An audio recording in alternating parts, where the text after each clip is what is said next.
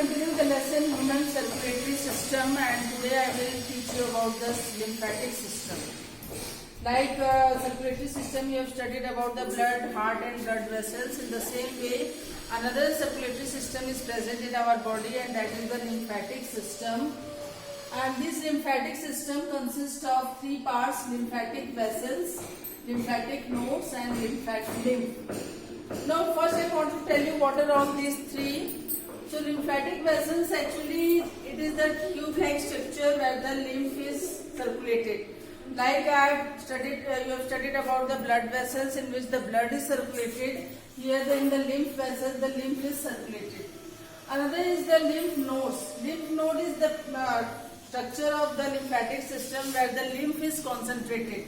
Means they are present in the lymph node, and lymph is actually the pale yellow liquid which consists of lymphocytes, and these lymphocytes contain WBC. WBC means white blood cells, and the function of the WBC or the lymphocyte is that it filters the blood as well as destroys the invading germs. Invading germs mean germs which enter from outside to our body. So they are killed by they are destroyed by the lymph or the WBC which are present in the lymphocytes of the lymph, and protect our body from diseases. So these are the different parts of the lymphatic system.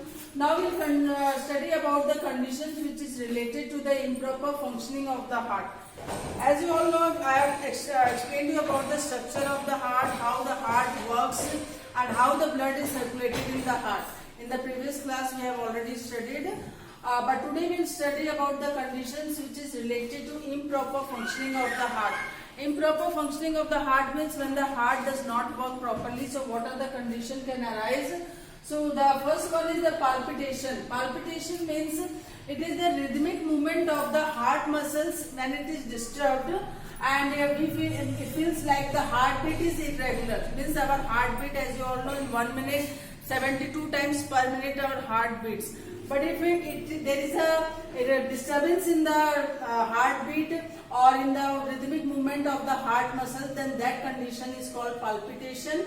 And the main cause of the palpitation is first is the stress or the tension which the person takes, and due to smoking, diabetes, hypertension. So these are some of the causes of the palpitation or the improper functioning of the heart because of that cause. And in palpitation, what are the symptoms we see in the palpitation?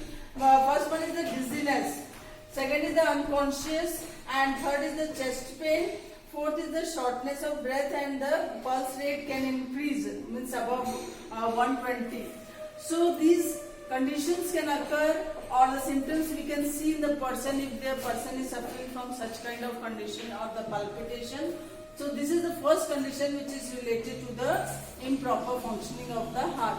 Another is the cardiac arrest. Cardiac arrest means when the heart stops functioning. As you all know that from the heart the blood is circulated to all parts of the body, and whenever there is a improper circulation of the blood, or when the heart stops pumping blood, then that condition is called cardiac arrest.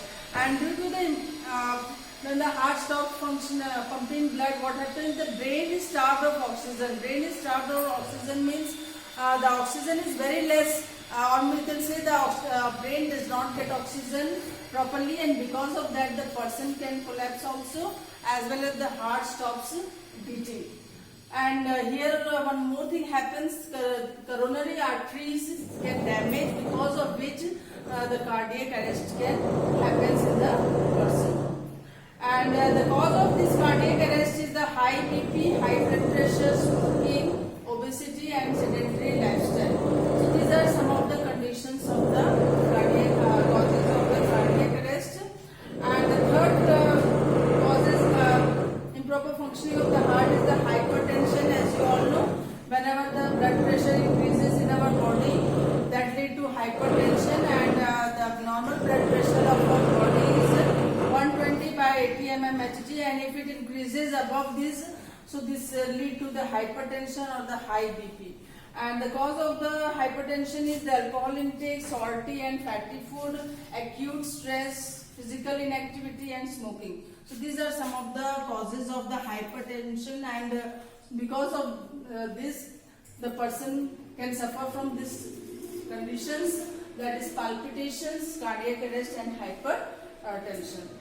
So this is all about today's class, and in the next class we will study